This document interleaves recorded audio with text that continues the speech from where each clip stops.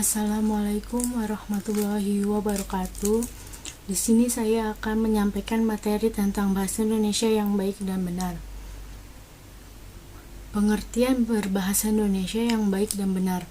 Berbahasa Indonesia yang baik adalah menggunakan bahasa Indonesia yang sesuai konteks atau pembicaraan dan penulisan.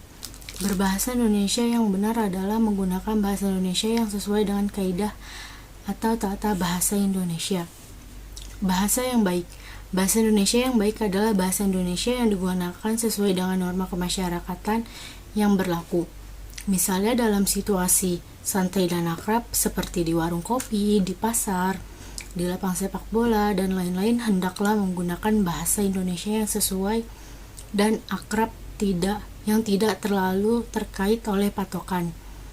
Dalam situasi resmi dan formal seperti dalam kuliah, dalam seminar, dalam sidang DPR, dan dalam situasi resmi dan formal yang lain, hendaklah menggunakan bahasa Indonesia yang resmi dan formal yang selalu memperhatikan norma bahasa. Bahasa yang benar. Bahasa Indonesia yang benar adalah bahasa Indonesia yang digunakan sesuai dengan aturan atau kaidah bahasa Indonesia yang berlaku. Kaidah bahasa Indonesia itu meliputi kaidah ejaan, kaidah pembentukan kata, kaidah penyusunan kalimat, kaidah penyusunan paragraf, dan kaidah penataan penalaran. Penggunaan bahasa Indonesia yang baik. Bahasa Indonesia yang baik adalah bahasa yang sesuai dengan situasi sebagai alat. Bahasa yang digunakan harus efektif kepada lawan bicara. Karenanya laras bahasa yang dipilih pun harus sesuai. Ada lima laras yang dapat digunakan sesuai situasi, berturut-turut sesuai derajat keformalannya. Ragam tersebut dibagi sebagai berikut. Yang pertama, ragam beku atau disebut juga frozen. Digunakan pada situasi hikmat dan sangat sedikit memungkinkan keleluasan seperti pada kitab suci, putusan pengadilan, dan upacara pernikahan. Yang kedua, ragam resmi atau disebut juga formal. Digunakan dalam komunikasi situasi resmi seperti pada pidato, rapat resmi, dan jurnal ilmiah. Yang ketiga, ragam konsultatif atau disebut juga konsultatif. Digunakan dalam pembicaraan yang terpusat pada transaksi atau pertukaran informasi seperti dalam percakapan di sekolah dan di pasar. Yang keempat, ragam santai atau disebut juga casual.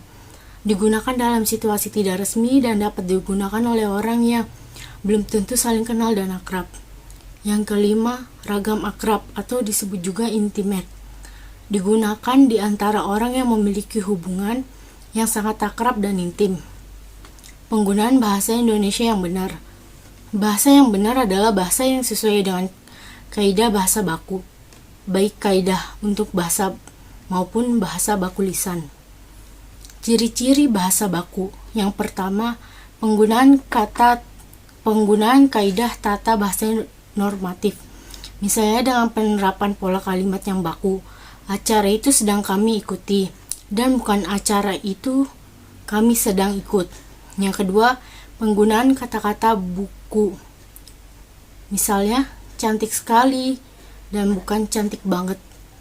Uang dan bukan duit. Serta tidak mudah dan bukan gak gampang. Yang ketiga, penggunaan ejaan resmi dalam ragam tulis. Ejaan yang kini berlaku dalam bahasa Indonesia adalah ejaan yang disempurnakan atau disebut juga EYD. Bahasa baku harus mengikuti aturan ini. Yang keempat, penggunaan lafal baku dalam ragam lisan. Meskipun hingga saat ini belum ada lafal baku yang sudah ditetapkan, secara umum dapat dikatakan bahwa lafal baku adalah lafal yang bebas dari ciri-ciri lafal dialek setempat atau bahasa daerah. Misalnya, atap, garis miring dan bukan atap, garis miring atap, garis miring habis, garis miring dan bukan habis, garis miring habis, serta garis miring kalau dan bukan garis miring kalau. penggunaan kalimat secara efektif. Di luar pendapat umum yang mengatakan bahwa bahasa Indonesia itu bertele-tele, bahasa baku sebenarnya mengharuskan komunikasi efektif. Terima kasih. Sekian penyampaian materi dari saya. Kurang lebihnya mohon maaf. Wabillahi taufiq wal hidayah. Wassalamualaikum warahmatullahi wabarakatuh. Terima kasih teman-teman yang sudah menonton dan memperhatikan videonya.